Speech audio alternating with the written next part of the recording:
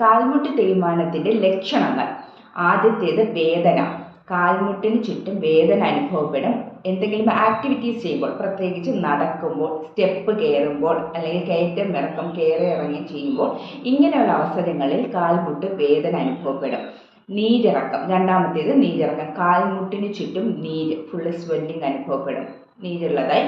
മൂന്നാമത്തേത് കാല് കഴയ്ക്കുന്നത് പോലെ, മുട്ടിന് താഴോട്ട് അസഹനീയമായ കഴപ്പ് അനുഭവപ്പെടും.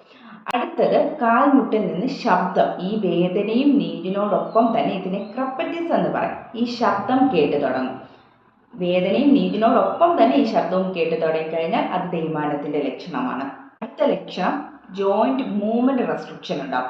മുട്ട് മടക്കാനൊക്കെ ബുദ്ധിമുട്ടുണ്ടാവും. പൂർണ്ണമായും മുട്ട് മടക്കുക, ഇരുന്നു കൊണ്ട് മടക്കാൻ അല്ലെങ്കിൽ കിടന്നുകൊണ്ടൊക്കെ മുട്ട് മടക്കാൻ ഉള്ള ബുദ്ധിമുട്ടുണ്ട്. ആ ജോയിന്റിന് മൂവ്മെന്റിന് റെസ്ട്രിക്ഷൻ സംഭവിക്കും.